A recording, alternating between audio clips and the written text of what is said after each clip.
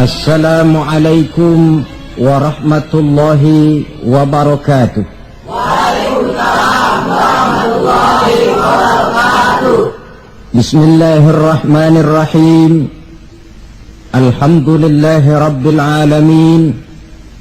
Wassalatu wassalamu ala ashrafil anbiya'i wal mursalin, Sayyidina wa maulana Muhammadin wa ala alihi wa ashabihil mujahidin at-tahirin, amma ba'du.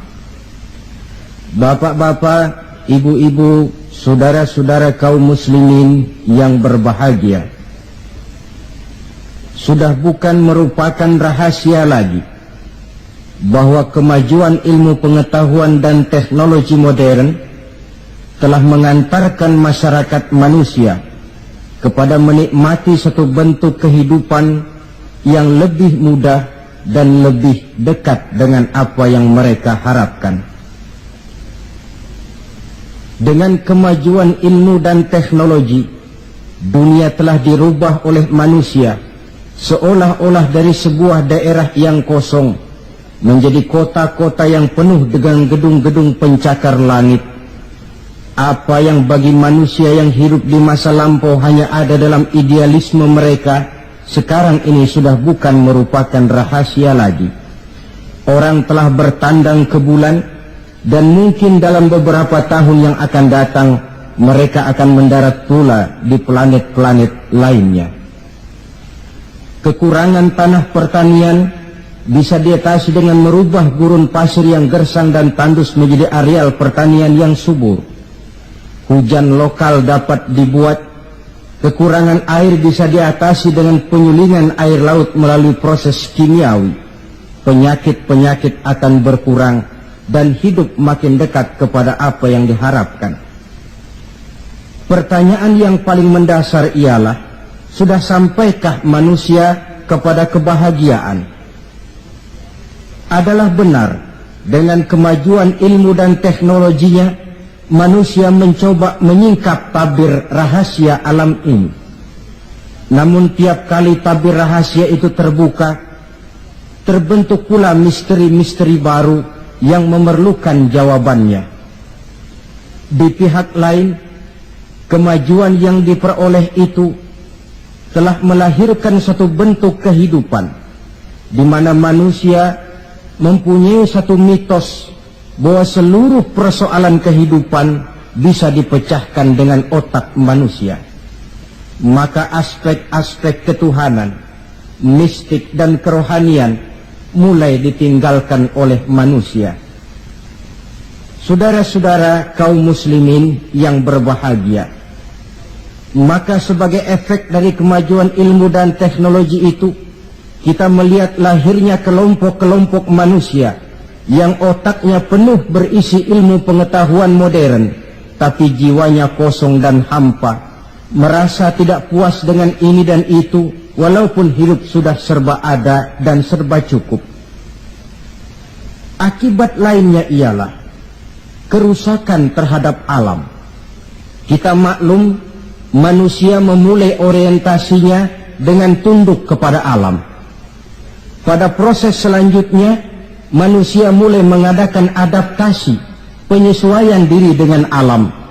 Dan selanjutnya, manusia mulai mengadakan eksplorasi, penundukan kepada alam, memanfaatkan alam untuk menunjang kebahagiaan yang mereka dambakan. Akibatnya, penggunaan sumber daya alam yang melampaui batas sering merusak alam itu sendiri. Kita ambil satu contoh misalnya. Akibat meningkatnya penggunaan bahan bakar dan penggunaan bahan kimia, maka terjadilah pencemaran udara. Yang ini akan menyebabkan terjadinya hujan asam, yang menyebabkan matinya plankton dan organisme akuatis air. Di sisi lain kita melihat akibat percobaan-percobaan nuklir misalnya, yaitu rusaknya lapisan ozon di atmosfer yang akan menghilangkan perlindungan makhluk hidup terhadap sinar ultraviolet dari matahari, yang pada gilirannya ini akan menaikkan frekuensi daripada penyakit kanker. Ketidakseimbangan alam sering timbul sebagai dampak dari penggunaan sumber daya alam yang berlebihan. Akibatnya akan kembali kepada manusia itu sendiri. Alam memang tidak selalu ramah, memberikan begitu saja apa yang dibutuhkan oleh manusia. Tetapi alam juga bisa kejam kalau sumber daya yang dimilikinya dikuras secara berlebihan tanpa memperhatikan keseimbangan yang ada di dalamnya. Oleh karena itu, marilah kita mencoba melihat gejala-gejala alam yang sering kita dapati di dalam kehidupan ini. Alam merupakan ayat Allah, ayat yang tercipta oleh Allah. Manusia memang diperintahkan untuk memanfaatkan apa yang bisa dimanfaatkan dari alam ini, tetapi dengan tetap menjaga keseimbangan yang tidak akan menimbulkan dampak negatif bagi kehidupan manusia itu sendiri. Gejala alam sering tidak bisa dianalisa, tidak bisa dideteksi oleh kemajuan teknologi yang serba canggih ini. Bulan-bulan terakhir ini, gejala-gejala alam ini sering menimbulkan hal-hal yang lazimnya kita namakan dengan musibah. Gempa bumi di Tarutung yang belum selesai itu diatasi, menyusul dengan tanah longsor di Padang Panjang. Belum selesai tanah longsor diatasi orang, Bengkulu dihantam banjir, puluhan jiwa hanyut tanpa nyawa. Belum lagi bencana alam ini selesai, kebakaran pun timbul di mana-mana. Gejala apa semua ini? Ilmuwan mungkin akan menjawab, oh, kalau terjadi gempa bumi itu gejala alamiah, biasa proses pergeseran kulit bumi. Kalau ada tanah longsor, oh, itu karena memang karakter tanahnya yang labil. Salah manusia kenapa tinggal di situ. Mungkin merupakan gejala alamiah, kata para ilmuwan. Mungkin proses pergeseran kulit bumi, kata ahli geologi. Mungkin karakter tanahnya yang memang labil, kata orang yang ahli tanah. Mungkin karena alam sudah bosan bersahabat dengan manusia, kata Ebit. Kalau tidak percaya, silahkan tanya kepada rumput yang bergoyang. Mungkin. Tetapi pada pertemuan kali ini, saya ingin mengajak kita semua untuk melihatnya dengan kacamata agama. Saya katakan tadi bahwa gejala alamiah sering tidak bisa dideteksi oleh ilmu dan teknologi modern. Berbagai macam analisa, berbagai macam kesimpulan diambil orang setelah terjadinya bencana. Sebelum terjadinya bencana tidak ada orang bicara soal itu. Sebelum Tarutung dilanda gempa, tidak ada orang cerita macam-macam. Sebelum Padang Panjang dihantam longsor, tidak ada analisa orang tentang karakter tanah yang labil. Setelah banjir terjadi, gempa melanda, topan bertiup, barulah analisa pun bermacam-macam. Maka pada kesempatan ini kita akan melihat gejala ini dengan kacamata agama. Menurut agama, apapun yang menimpa kita lazimnya dinamakan musibah. Musibah ialah ma asaban nasu min khairin aw syarrin. Apapun saja yang menimpa manusia, baik itu merupakan hal-hal yang positif ataupun yang negatif, itu dinamakan musibah. Sesuatu yang menimpa manusia. Tapi dalam proses penggunaannya kemudian, musibah ini lebih ditujukan kepada hal-hal yang sifatnya negatif dan tidak diharapkan oleh manusia. Saudara-saudara kaum muslimin, musibah yang datang menimpa manusia itu bisa merupakan 3 kemungkinan. Kemungkinan pertama sebagai ujian. Kemungkinan yang kedua merupakan teguran. Dan kemungkinan yang ketiga bisa juga merupakan azab.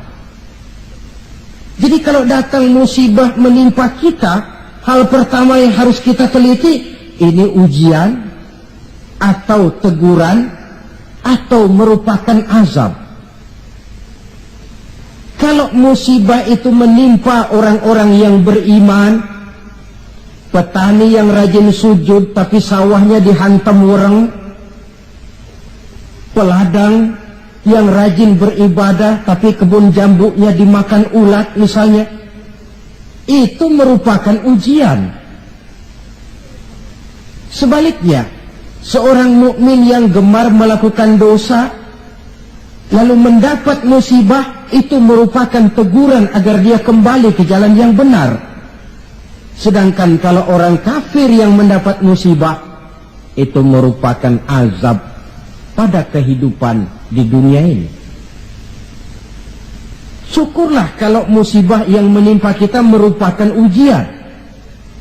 Sebab musibah yang merupakan ujian ini, jikalau kita jalani dengan lapang dada, tetap bertawakal kepada Allah, akan memberikan pahala kepada kita.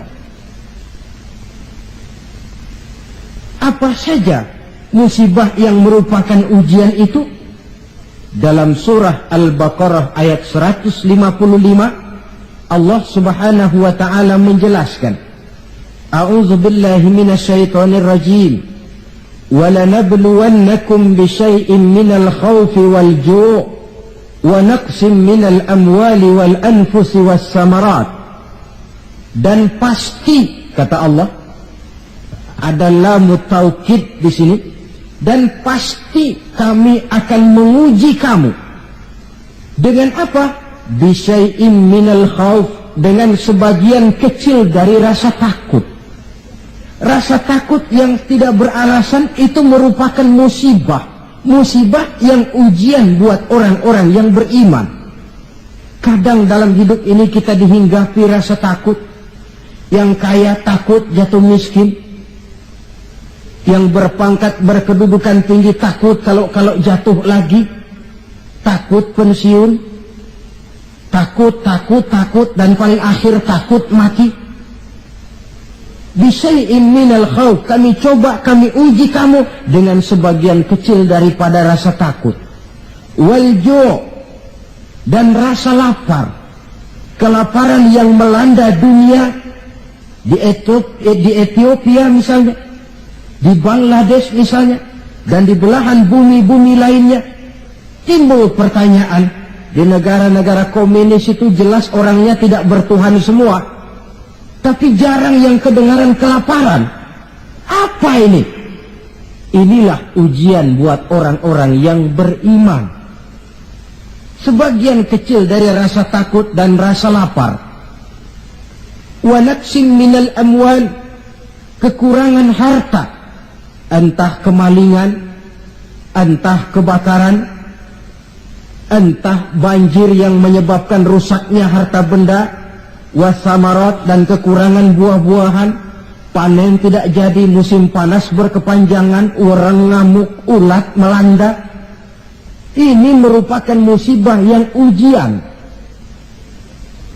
Menghadapi ujian semacam ini, Allah menjelaskan dalam kalimat berikutnya, wabasyiris sabirin, dan gembirakanlah orang-orang yang sabar menghadapi ujian tadi itu.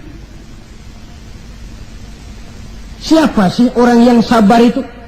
Dalam pengertian sehari-hari, maaf ya, kita sering salah kaprah dengan sabar ini. Menurut kita yang namanya sabar itu orang yang diem, ayem, nggelenggem,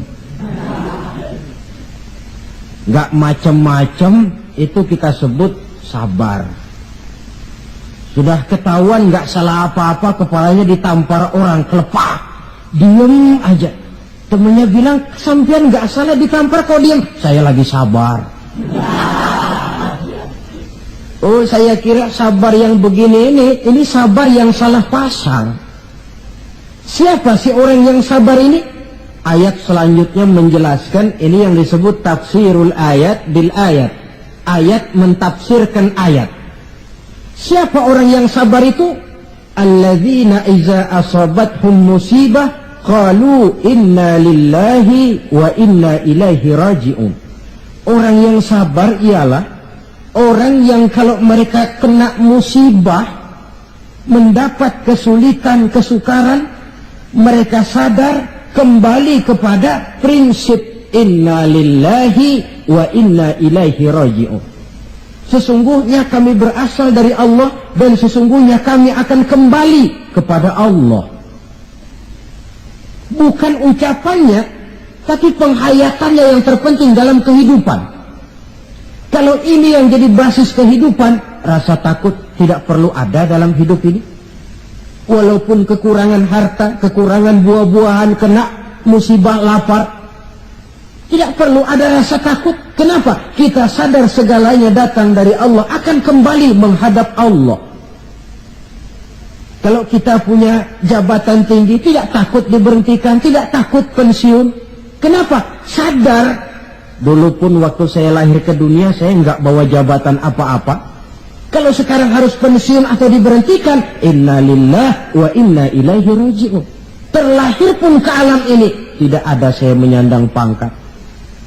Kan tidak ada bayi lahir di pundaknya lalu jadi kopral. Tidak ada. Inna lillah wa inna ilaihi raji'un. Kalau satu saat dia kehilangan harta yang dicintainya, dia sadar lalu kembali.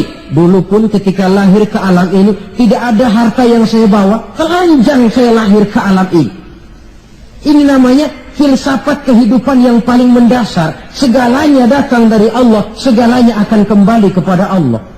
Tanpa kesadaran ke arah itu, boleh jadi perasaan takut akan merajai hati kita. Si kaya takut miskin, si pangkat takut jatuh rendah ke bawah, dan selanjutnya. Tapi orang yang sadar segalanya datang dari Allah, segalanya akan kembali kepada Allah, apa yang perlu dirisaukan?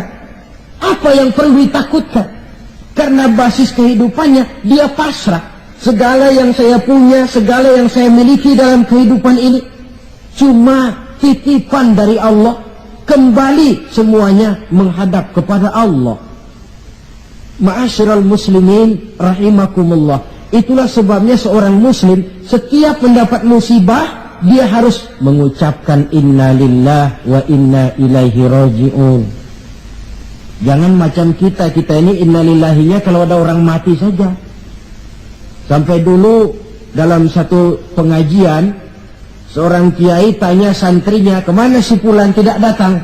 Kata temannya, si fulan sakit kiai. Kata kiai, inna lillah wa inna ilaihi raji'un. Temannya nyaut, kiai belum mati dia. Loh, kata kiai, sakit itu kan musibah. Setiap terkena musibah, orang dianjurkan, disunahkan mengucapkan inna lillahi wa inna ilaihi raji'un. Jadi bukan cuma ucapan bibir yang tidak berakar ke hati, tetapi ucapan bibir yang berakar ke hati lalu diterjemahkan dalam kehidupan. Segalanya datang dari Allah, segalanya pun akan kembali kepada Allah. Marilah kita lihat dalam kehidupan akibat tidak sadarnya orang kepada inna lillahi. Gejalanya dalam kehidupan modern ini kan bisa kita lihat. Berapa banyak orang-orang yang tadinya sudah adil, berjuang hendak menegakkan keadilan, tapi di tengah jalan dia bisa berbalik menjadi orang yang justru menginjak-injak keadilan. Berapa banyak orang-orang yang tadinya sudah benar, ingin memperjuangkan kebenaran, di tengah jalan berbalik menjadi orang yang hanya mau benar sendirian, walaupun tidak benar bagi orang lain. Dan berapa banyak orang-orang yang tadinya sudah rela mengorbankan kepentingan pribadi demi kepentingan orang banyak, tapi di tengah jalan dia berbalik menjadi orang yang tidak segan-segan mengorbankan kepentingan orang banyak demi kepentingan pribadi, keluarga, dan golongannya saja. Tepat benar sindiran Allah dalam satu ayat, wa iza massal insana ad-durru da'ana li janbihi aw qa'idan aw qa'iba. Apabila manusia sedang ditimpa oleh kesulitan, Mereka berdoa kepada kami, mohon agar kesulitannya diangkat oleh Allah. Doa itu diucapkannya dalam keadaan berdiri, pada waktu berbaring, dalam segala posisi, mohon kepada Allah. Falamma kasyafna anhu durrahu, tapi manakala kesulitan yang menimpa mereka sudah kami angkat, kami hilangkan, marra ka'allam yad'una ila durrin massahu, mereka berjalan dengan sombongnya, seolah-olah belum pernah minta tolong kepada kami sebelumnya. Ini gejala manusia sekarang. Kalau kepepet, ya Allah. Dihantam banjir, Allah. Ada kebakaran, Allah. Kena bumi gempa, Allah. Dalam keadaan normal, Allah pun dicampakkan dalam kehidupannya. Na'udzubillah, summa na'udzubillah. Saudara-saudara kaum muslimin yang berbahagia, di zaman Rasulullah sallallahu alaihi wasallam ada seorang sahabat bernama Sa'labah bin Hatib Al-Ansari. Dia orang miskin, tetapi kemiskinannya tidak menghalangi ibadahnya kepada Allah. Salat jamaah tidak pernah ditinggal. Di mana ada Rasul, di situ ada Sa'labah. Cuma Sa'labah ini model, tiap selesai salat langsung pulang. Tidak wirid, tidak zikir, tidak doa. Jadi kalau sahabat yang lain selesai sholat Allahumma antas salam, ini Sa'labah malah Allahumma lantas jalan. Tiap selesai sholat. Sampai satu hari baginda Rasul bertanya, Sa'labah, labaik ya Rasulullah, kau ini macam orang munafik saja. Apa tidak penting wirid, zikir dan doa? Apa tidak betah kau di masjid? Sebab orang mukmin di masjid seperti ikan di air. Orang munafik di masjid seperti burung dalam sangkar. Ada nggak burung yang betah di kurungan? Nggak ada, keleperan mau keluar saja. Itu orang munafik di masjid. Panas nggak kerasan. Orang mukmin di masjid seperti ikan dalam air. Apa ada ikan yang nggak betah di air? Ada. Ikan mau mati. Ya kalau ikan sudah nggak betah di air kan ikan mau mati namanya. Kalau orang mukmin sudah nggak kerasan di masjid, jiwanya sudah mau mati itu. Kau ini macam orang munafik saja, Sa'labah. Maafkan saya ya Rasulullah. Kenapa? Saya bukan tidak betah di masjid. Lalu bukan pula menganggap doa, wirid dan zikir itu tidak penting. Lalu apa pasalnya? Saya ini orang miskin ya Rasulullah. Saya punya kain satu-satunya, berdua sama istri saya. Jadi waktu saya sholat di maghrib di masjid, istri saya di rumah nungguin giliran kain. Maka saya cepat-cepat pulang, aplusan kain. Oh ini kan kere ini. Oh begitu ya. Lalu gimana?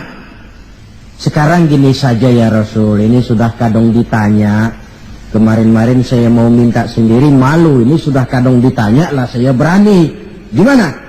Tuankan Rasul. Lalu namanya Rasul kan doanya jarang meleset. Jadi tolonglah doakan kepada Allah supaya saya jadi orang kaya. Kalau saya kaya ya Rasul, saya punya kain sendiri, istri punya kain sendiri, asyik saya ibadah, saya akan wirid, saya akan zikir, saya akan tenang di masjid. Biasa, omongan orang belum punya duit. Itu selalu begitu. Sa'labah, kata Rasul, labaik ya Rasulullah. Qalilun tuaddi syukrahu khairun min kasirin la tutiquhu. Sedikit kamu syukuri itu lebih baik daripada banyak tapi kau tidak kuat bawanya. Sedikit kamu syukuri, nanti Allah tambah ketimbang banyak tapi kau tidak kuat membawanya, apa gunanya? Kalau memang cuma gelas secangkir, dituangi air satu ember pun lebihnya akan jadi mubazir. Tahu dirilah kita. Begitu ya? Oh ya sudah kalau begitu. Pulang Sa'labah. Besoknya bertemu lagi dengan Rasul. Bagaimana Sa'labah? Sudah ya Rasul. Sudah apa? Sudah saya pikir-pikir. Lalu? Ya syukur sih syukur. Cuma saja kalau kain satu berdua rasa-rasanya repot juga awak nih nak bersyukur. Jadi bagaimana? Sudahlah ya Rasul, doakan saja saya jadi orang kaya lah. Sa'labah, saya ya Rasul. Kau ini kan orang Islam toh? Iya. Nah, orang Islam itu yang jadi contoh siapa? Tuan ya Rasulullah. Betul? Betul. Kau lihat saya kaya enggak? Enggak. Kenapa minta kaya? Iya ya. Iya, pulang. 2 kali knock out. Hari ketiga datang lagi dia ke masjid nekat. Ya Rasulullah, gimana Sa'labah? La in atani Allahu min fadlihi la usaddiqanna wa la akunanna minas salihin. Kalau Allah memberikan rezeki kepada saya, kalau saya jadi orang kaya ya Rasul, pokoknya saya akan jadi orang soleh, tekun ibadah, wa la a'ti kulli dzi haqqin haqqah. Akan saya berikan tiap orang haknya. Pokoknya kalau saya kaya, sip dah. Omongan orang belum kaya memang begitu. Saudara-saudara, kata Rasul, Sa'labah yang benar. Benar. Yakin? Yakin. Janji ya? Janji. Mari saya baiat. Selesai baiat didoakan oleh baginda Rasul, Allahumma rzuq Sa'labah, ya Allah berikan rezeki kepada Sa'labah. Selesai didoakan, Sa'labah dihadiahkan seekor kambing oleh baginda Rasul. Kambing perempuan, sedang hamil, malah nggak ada suaminya lagi. Ya nggak apa-apa kambing. Saya ini cerita kambing. Kambingnya hamil nggak ada suaminya. Kambing. Yang orang jangan tersinggung loh. Saya ngomong kambing. Sa'labah, kau bawa pulang kambing ini, kau pelihara, mudah-mudahan membawa berkah. Baik ya Rasul. Dibawa pulangnya kambing itu, dirawatnya baik-baik. Lalu lahiran kambing 1 jadi 2, 2 jadi 3, 3 lahir lagi jadi 5, 5 jadi 7, 7 jadi 10, 10 jadi 15. Makin lama makin banyak kambingnya, makin sibuk. Datang sholat mulai terlambat. Kalau tadinya belum azan sudah datang ke masjid, sekarang sudah qomat baru nongol. Lambat laun sholat 5 waktu tidak kelihatan di masjid, kelihatan cuma Jumat saja. Itu pun kalau khatib sudah naik mimbar dia baru datang. Rasul bertanya, kemana Sa'labah? Sibuk ya Rasul, kambingnya makin banyak sekarang, ngembalaknya keluar kota. Ya wailah Sa'labah, aduh kasihan Sa'labah, aduh celaka Sa'labah. Sampai Jumat pun tidak kelihatan di masjid. Kelihatan paling-paling cuma Idul Fitri sama Idul Adha. Sholat tahunan.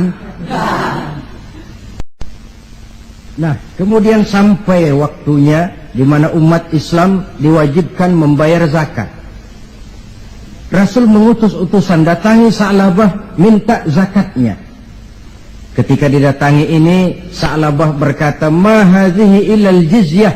Ini jizyah. Saya tidak wajib zakat. 2 kali sampai 3 kali dia tidak mau bayar zakatnya. Kata Rasul, cukup, jangan didatangi lagi. Kemudian turunlah ayat, wa minhum man ahadallaha la in atani Allahu min fadlihi la usaddiqanna wa la akunanna minas salihin. Di antara mereka ada yang berjanji kepada Allah, kalau diberikan rezeki akan bersedekah dan akan jadi orang baik-baik. Tapi setelah diberikan rezeki mereka berpaling dan lupa dengan janjinya. Ayat ini disampaikan orang kepada Sa'labah. Sa'labah baru saja turun ayat bunyinya begini-begini. Rasanya ayatnya nyindir sampean ini. Ah, enggak ah. Habis siapa lagi yang punya mental macam ini? Dia sadar, cepat-cepat dia datang menghadap baginda Nabi, hendak bayar zakat. Kata Rasul, cukup Sa'labah.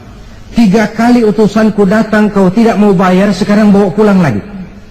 Sampai Rasul wafat. Akhirnya Sa'labah mengalami kebangkrutan di zaman Sayyidina Utsman bin Affan. Tengoklah riwayat Sa'labah ini. Ketika diuji dengan kemiskinan, dia lulus, rajin ibadah, dekat dengan Rasul. Tapi ketika diuji dengan kekayaan, dia lupa diri dan jatuh menjadi orang yang bakhil. Saudara-saudara, itulah sebabnya kita berharap mudah-mudahan bencana yang menimpa bangsa kita akhir-akhir ini, entah itu merupakan gempa di Tarutung, tanah longsor di Padang Panjang, banjir di Bengkulu, kebakaran di Pasar Mercu Buana, Medan, kebakaran di Pasar Anyar, Bogor, kita berharap itu merupakan ujian saja. Ujian yang harus kita terima dengan sikap mental inna lillah wa inna ilaihi raji'un. Segalanya datang dari Allah, kembali kepada Allah. Lalu apa manusia ini? La haula wa la quwata illa billahil aliyyil azim. Nah, ini musibah pertama. Musibah merupakan ujian. Yang kedua, ada musibah itu yang merupakan teguran dari Allah. Bukan ujian, tapi teguran. Yang namanya ditegur, tentu karena orang lalai, lupa diri, lengah, sehingga perlu ditegur. Dalam surah Ar-Rum ayat 41, Allah menjelaskan, Zaharul fasadu fil barri wal bahri bima kasabat aydin nas. Telah bertebaran kerusakan di daratan dan di lautan dari sebab ulah tangan-tangan manusia. Liyuziquhum ba'dallazi 'amilu la'allahum yarji'un. Agar Allah memberikan kepada mereka sebagian daripada balasan akibat ulah tangan mereka sendiri. Mudah-mudahan dengan balasan dan teguran-teguran ini mereka kembali sadar, ingat diri dan bertaubat kepada Allah Subhanahu wa ta'ala. Telah bertebaran kerusakan di daratan dan di lautan dari sebab ulah tingkah pola tangan manusia. Di awal tadi sudah saya coba jelaskan sepintas. Kemajuan ilmu dan teknologi modern ternyata tidak selamanya punya dampak positif. Juga dia punya dampak negatif yang berakibat kepada kehidupan manusia sendiri. Satu contoh misalnya, sekarang ini kan orang mulai membuat apa yang disebut dengan rumah kaca. Kalau saudara berjalan melihat bangunan-bangunan tinggi, kan sudah ada yang seolah semuanya ditutup dengan kaca. Memang di lain pihak akan mengurangi penggunaan sumber daya alam yang baku, tapi di lain pihak rumah kaca ini akan menaikkan suhu udara.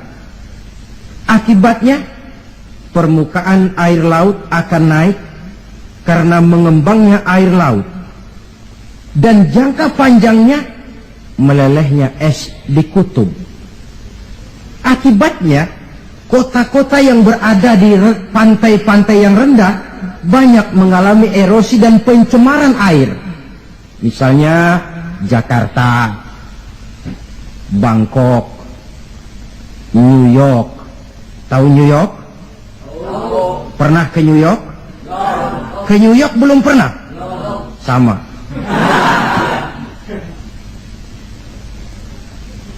Lalu percobaan nuklir, taruh kata di bawah tanah, tapi efek negatifnya tadi saya katakan, rusaknya lapisan ozon di atmosfer sana, di daerah Antartika, yang akan menghilangkan perlindungan makhluk hidup terhadap sinar ultraviolet dari matahari. Akibatnya frekuensi penyakit kanker makin meningkat. Keperluan akan bahan bakar menyebabkan manusia menebangi hutan semrawut. Erosi timbul, banjir melanda. Di lain pihak gurun Sahara makin meluas. Sedangkan dunia, bumi yang kita tinggali ini bukan satu wujud yang tanpa batas. Bertebaran kerusakan di daratan dan di lautan akibat ulah tangan-tangan manusia sendiri. Kemajuan ilmu dan teknologi modern yang mengabaikan proses keseimbangan alam. Sunnatullah kata kita orang beragama. Hukum alam kata orang sekuler. Natural of law katanya, bahasa kerennya.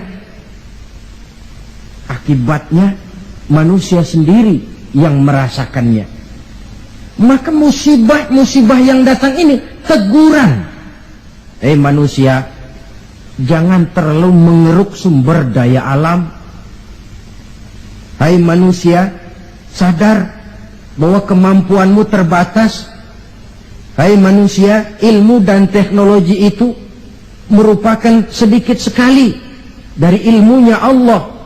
Tidak wajar lalu meloncat menjadi angkuh dan sombong karena temuan-temuan yang didapatinya di dalam penelaahan ilmiahnya. Ini bencana musibah yang merupakan teguran. Atau di dalam satu masyarakat yang maksiatnya merajalela. Yang ma'ruf jalan, tapi yang munkar juga jalan. Artinya 50-50. Majelis taklim ramai, majelis judi pun makmur. Pondok pesantren hidup, tapi juga tempat-tempat maksiat berjalan. Keseimbangan ini memerlukan teguran. Dan teguran itu sesungguhnya tidak hanya dalam bentuk bencana alam, tapi juga secara pribadi yang ada dalam diri kita. Kalau kulit mulai keriput, teguran itu, awas kereta mau berangkat. Jangan tua-tua keladi nak, makin tua makin menjadi. Sadarlah diri. Kalau uban sudah bertabur, kalau pandangan sudah lamur, kalau pendengaran sudah kabur, kalau makan pun cuma kuat makan bubur, tandalah tuh sudah dekat ke lubang. Awas kereta mau berangkat. Teguran yang datang menimpa diri dalam bentuk yang luas yang merupakan bencana alam, musibah dan sebagainya. Ini bentuk yang kedua, bencana merupakan teguran. Bentuk yang ketiga, ada bencana itu, musibah itu yang merupakan azab dari Allah. Dalam surah Ali Imran ayat 112 Allah subhanahu wa ta'ala menjelaskan, Duribat alaihimu zillatu aynama thuqifu. Dimanapun mereka berada, mereka akan ditimpa oleh kehinaan. Illa bihablim minallah wa hablim minan nas. Kecuali mereka yang teguh berpegang dengan tali Allah, agama ini, wa hablim minan nas, dan tali hidup bermasyarakat. Waba'u bighadabim minallah, mereka akan mendapat murka dari Allah. Waduribat alaihimul maskana, juga ditimpakan kehinaan dan kerendahan kepada mereka. Apa penyebabnya? Dzalika biannahum kanu yakfuruna biayatillah wa yaqtuluna al-anbiya'a bighairi haqq. Dzalika bima 'asaw wa kanu ya'tadun. Ada 4 penyebabnya menurut Ali Imran ayat 112 ini. Kenapa ditimpakan kehinaan, kerendahan? Lahir di tengah negara Katulistiwa, bagaikan jamrut mutiara, daerahnya subur makmur, hijau ranau, gemah repah loh jenawi. Tapi kadang-kadang tertimpa kelaparan, tertimpa ketakutan. Apa penyebabnya? 4 penyebab utama. Pertama, yakfuruna bi ayatillah. Mereka ingkar dengan ayat-ayat Allah. Baik ayat yang terucap oleh Allah yang kita namakan wahyu, Al-Quran, atau ayat yang tercipta oleh Allah, alam ini. Mereka ingkar. Mereka ambil manfaat dari alam. Mereka kuras alam, tapi mereka tidak pernah syukur kepada Sang Pencipta alam. Kalau bahasa kasarnya kira-kira Tuhan kan jengkel. Bumi gue aja lu manfaatin gue nya, lu nggak mau sembah. Ingkar, kafir kepada ayat Allah, itu yang mendatangkan musibah. Dijelaskan dalam An-Nahl 112, wa daraballahu mathalan qaryatan kanat aminatan mutmainnah. Allah memberikan satu contoh tentang kampung, kota, negara yang aman, tenang, tentram, damai. Ya'tiha rizquha ragadan min kulli makan. Rizkinya datang dari arah manapun saja. Apa saja ditanam tumbuh, menghasilkan buah yang bermanfaat. Air mengalir dengan jernih, sawah terhampar luas, hijau menguning, rempah-rempahnya tidak terkira lagi. Fakafarat bi an'umillah, tapi penduduknya ingkar kepada nikmat Allah. Apa yang terjadi? Fa'azaqahallahu libasal ju'i wal khauf bima kanu yasna'un.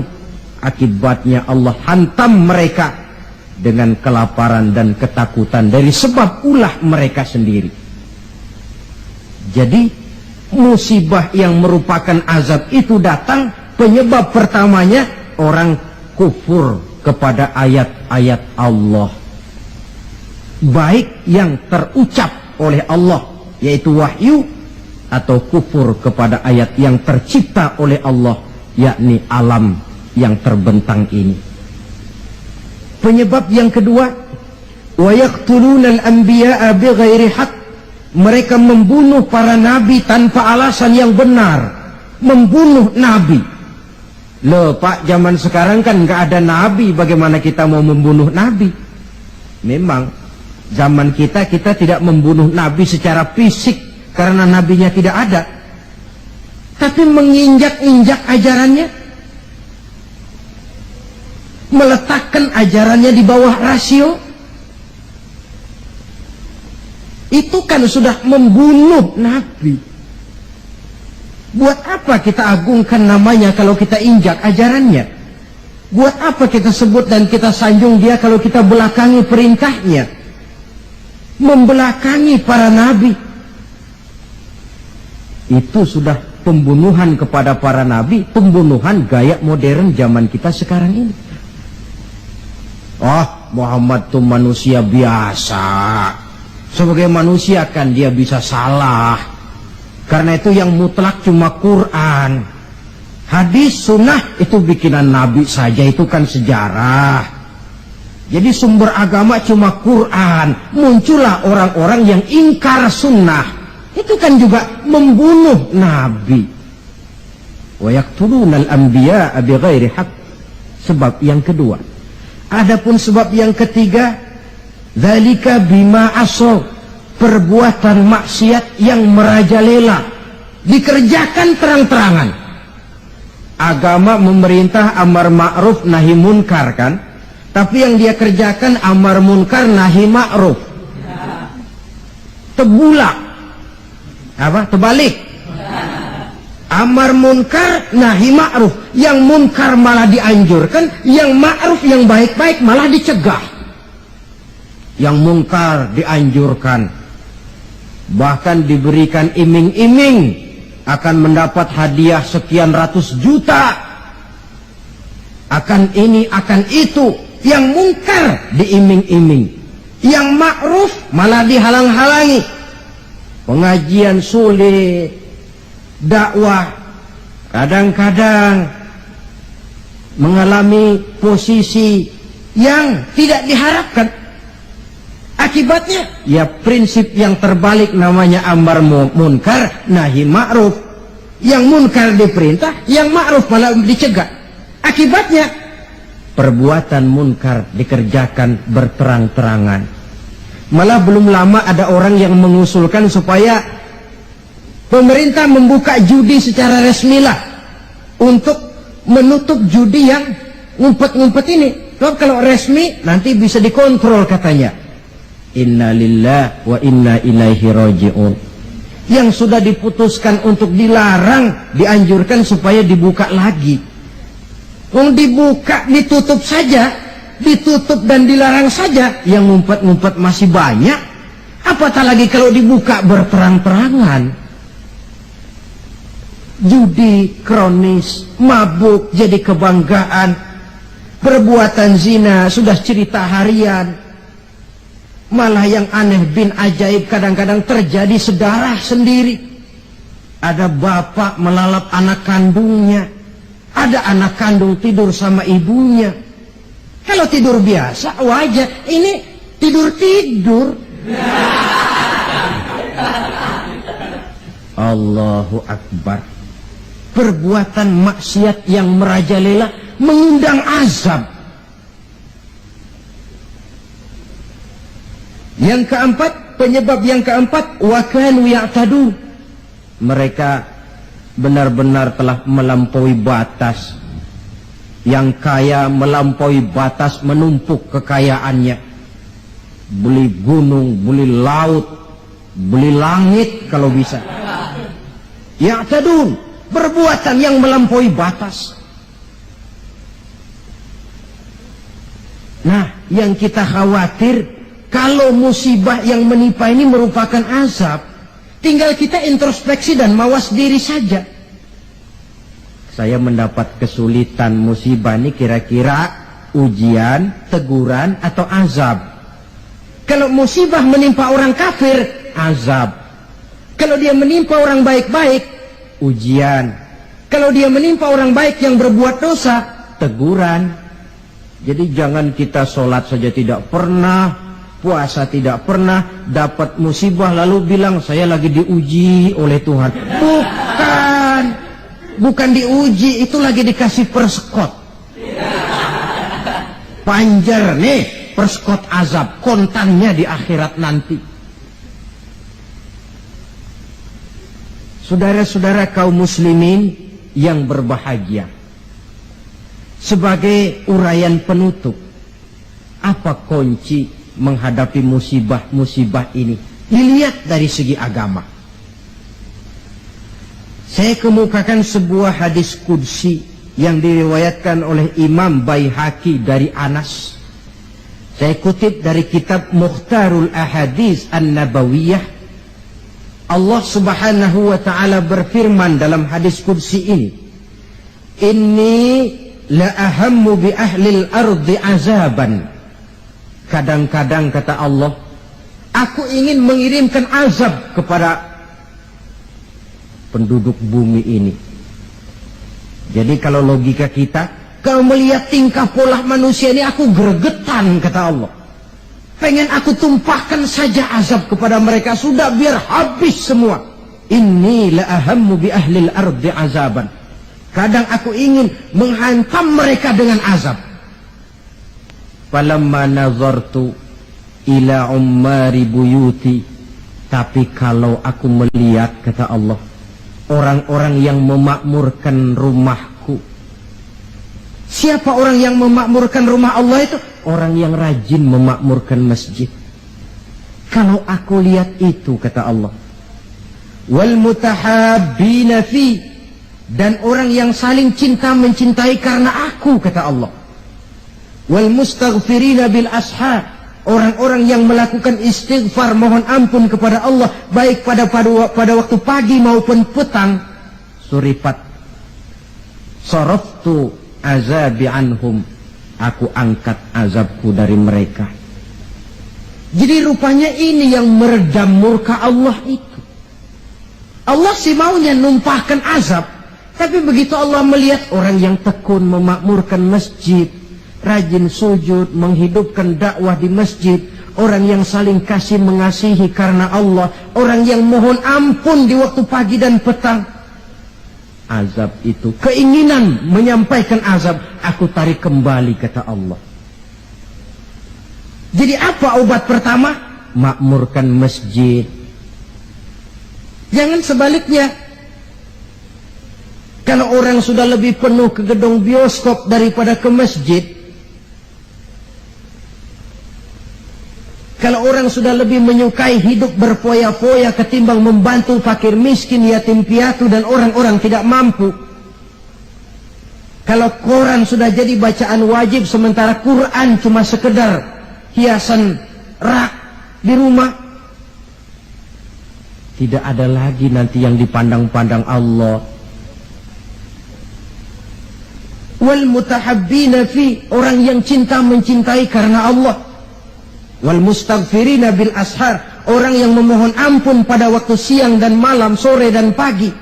Ini yang meredam murka Allah. Jadi di antara yang harus kita lakukan di dalam memohon kepada Allah agar bencana musibah ini berkurang, apa jalannya? Salah satu di antaranya, pertama memakmurkan masjid.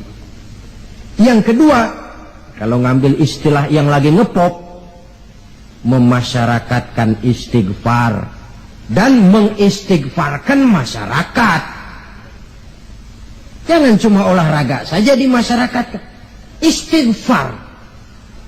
Satu contoh pengalaman, beberapa waktu yang lalu kan Gunung Galunggung meletus toh.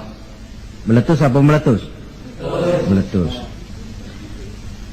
Di kaki Gunung Galunggung, di desa yang namanya Kikisik, tinggal seorang ajengan, kiai kalau di Jakarta bilang, Ajengan Sadili.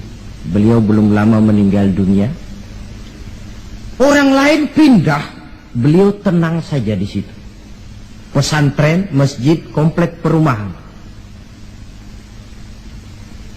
Saya pernah berziarah ke tempat beliau pada saat gunung sedang aktif, meletus. Saya tanya, Ajengan, apa ndak kepengen hijrah? Hijrah? Iya. Saya malah menganjurkan, kata beliau. Tapi hijrah yang saya anjurkan itu pindah dari maksiat kepada taat. Pindah dari jauh kepada Allah menjadi dekat dengannya.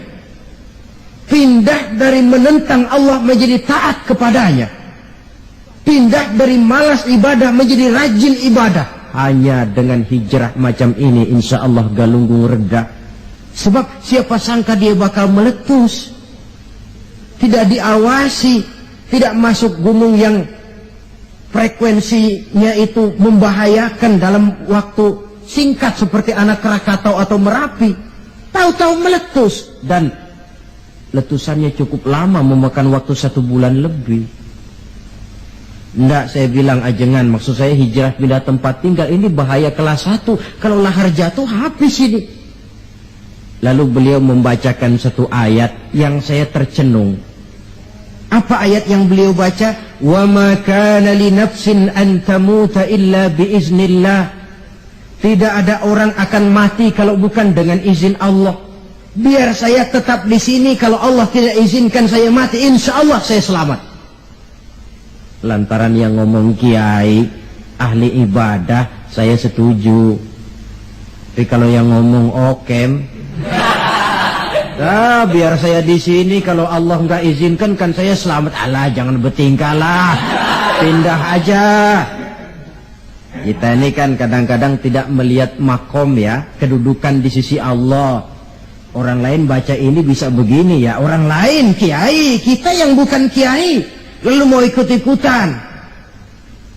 Nabi Ibrahim masuk ke api, lalu ada ayat, ya narukuni bardan wassalaman ala Ibrahim. Hei api dingin, kamu selamatkan Ibrahim. Nabi Ibrahim ya selamat, api dingin. Lalu kita masuk ke api baca ayat tadi, mateng.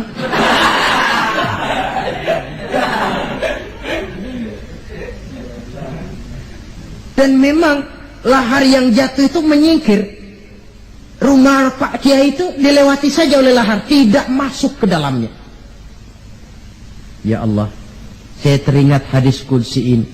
Orang yang tekun memakmurkan masjid, orang yang kasih mengasihi karena Allah, orang yang beristighfar di waktu pagi dan petang, di kala siang dan malam, di tengah maksiat melanda kehidupan, di kala orang lupa diri dan lupa daratan, hancur di meja judi, hanyut dalam botol-botol minuman keras, terlena di tempat-tempat pelacuran, dinina bobokkan oleh korupsi dan penyalahgunaan jabatan dan wewenang. dan segala macam perbuatan-perbuatan yang melampaui batas. Mereka yang tekun memakmurkan masjid, kasih mengasihi karena Allah, melaksanakan istighfar, mereka ini yang meredam murka Allah. Disadari atau tidak, kita hutang jasa kepada mereka ini. Kalau tidak lantaran mereka, habis sudah digulung bumi ini. Ini menurut janji Allah dalam hadis qudsi. Karena analisa yang kita pegang ini analisa agama. Saya tidak melihatnya dari analisa sosial, politik, kebudayaan, ekonomi. Tidak, memang di luar kemampuan saya. Disiplin agama mengajarkan kita begitu. Dengan kata lain, seharusnya kalau ada orang memakmurkan masjid, itu yang kita bantu. Kasih mengasihi karena Allah, itu yang kita dorong. Orang yang melaksanakan istighfar, itu yang kita dekati. Alhamdulillah ya, masih ada yang istighfar. Alhamdulillah ya, masih ada yang memakmurkan masjid. Jangan, alah orang gaek lah, orang tua kertu kerjanya cuma megang-megang tasbih saja. Apa sih bisanya cuma istighfar saja? Istighfar ini yang meredam murka Allah. Alah, kerjanya main di masjid mulu, taklim khutbah, apa itu? Ini yang meredam murkanya Allah.